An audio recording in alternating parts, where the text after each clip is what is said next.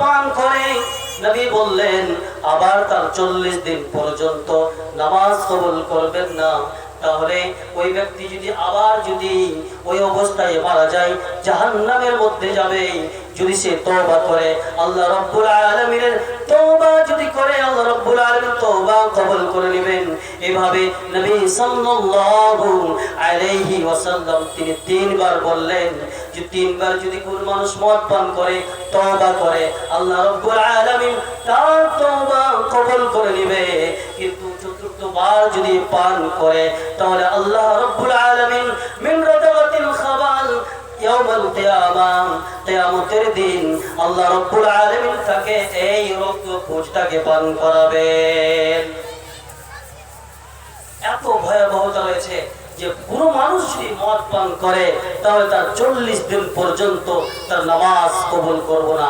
তাই এটা নয় যে আমরা মদ পান কেউ অনেক করে থাকে বলে আপনি 40 দিন পর্যন্ত নামাজ আদায় করবেন না, সেটা নয়। ইবনে কাইয়িম রাহিমাহুল্লাহ আলাইহি তিনি বলছেন, ইমাম ইবনে কাইয়িম রাহিমাহুল্লাহ আলাইহি তিনি বলছেন কোন মানুষ যদি মদ পান করে তাহলে তার 40 দিন পর্যন্ত কবুল নামাজ হবে না, সত্যি কথা।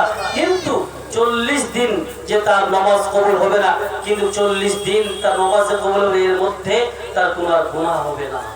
তো নামাজ কোন মানুষ যদি মদ পান করে তাহলে তাকে নামাজ আদায় করতেই হবে, নামাজ ছাড়তে হবে না।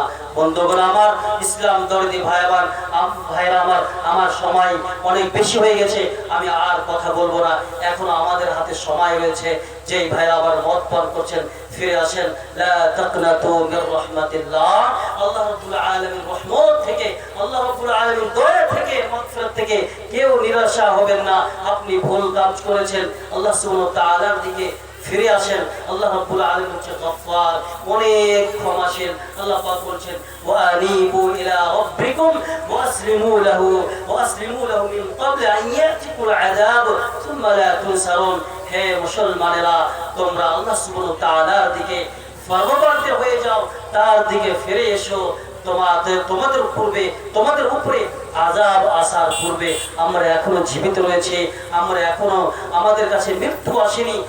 আমরা যে দুনিয়াতে বেঁচে রয়েছি এটি একটি গনিমত।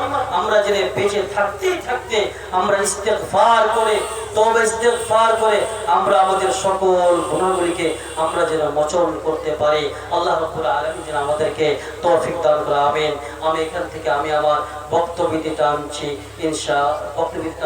বলার মাধ্যমে ভুল ত্রুটি হয়ে থাকে, নিজের গ্রামের ইমাম বলে হোক আর ছেলে ভাই বলে যে হোক, ছেলে হোক ভাই বলে হোক, আমাকে ক্ষমা করে দিবেন।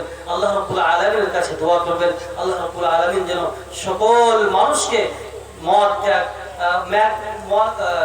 মদমুক্ত হয়ে থাকতে পারে, সকল মানুষকে আল্লাহ রাব্বুল আলামিন যেন নামাজি বানায়। আল্লাহ রাব্বুল আলামিনকে দোয়া করে, হে রাব্বুল আলামিন যতজন ব্যক্তির এই কানে আওয়াজ গিয়েছে যাচ্ছে সকল মানুষকে তুমি গ্রহণ করে নাও, সকল মানুষকে তুমি হেদায়েত দান করো, সকল মানুষকে তুমি নামাজি বানিয়ে দাও। আমিন।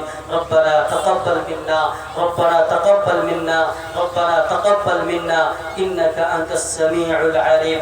আমিন আমিন বিরহমাতিকা ইয়া আরহামার রাহিমিন। আসসালামু আলাইকুম ওয়া রাহমাতুল্লাহি ওয়া বারাকাতুহু।